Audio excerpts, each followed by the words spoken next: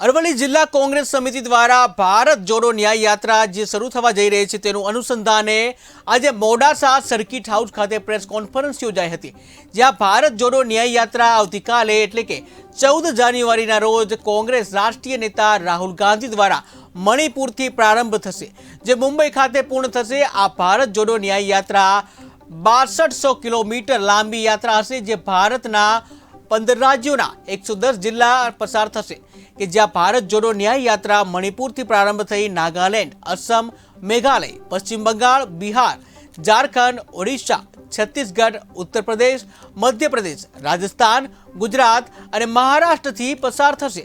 ત્યારે આ યાત્રામાં કોંગ્રેસના નેતાઓ તેમજ સ્થાનિક જનતા પણ આ યાત્રામાં જોડાશે। ભારત જોડો યાત્રાની સફળતા બાદ આદરણીય રાહુલ ગાંધીજીના નેતૃત્વમાં જે સફળતા મળી એ ભારત જોડો યાત્રા બાદ ફરીથી એઆઈસીસી દ્વારા આદરણીય રાહુલજીના નેતૃત્વમાં ભારત જોડો ન્યાય યાત્રા એ આવતીકાલ તારીખ 14 જાન્યુઆરીથી મણિપુરથી શરૂ થશે અને 20 માર્ચે મુંબઈ ખાતે એનું સમાપન થશે। આ ભારત જોડો યાત્રા અંદાજે 6500 કિલોમીટરની હશે, જેની અંદર 15 રાજ્યો અને 110 જિલ્લાઓનો સમાવેશ કરવામાં આવેલો છે।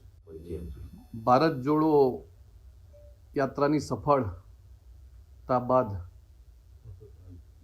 આદરણીય રાહુલ ગાંધીજીના નેતૃત્વમાં જે સફળતા મળી એ ભારત જોડો યાત્રા બાદ ફરીથી એઆઈસીસી દ્વારા આદરણીય રાહુલજીના નેતૃત્વમાં ભારત જોડો ન્યાય યાત્રા એ આવતીકાલ તારીખ 14 જાન્યુઆરીથી મણિપુરથી શરૂ થશે અને 20 માર્ચે મુંબઈ ખાતે એનું સમાપન થશે। આ ભારત જોડો યાત્રા અંદાજે 6500 કિલોમીટરની હશે, જેની અંદર 15 રાજ્યો અને 110 જિલ્લાઓનો સમાવેશ કરવામાં આવેલો છે।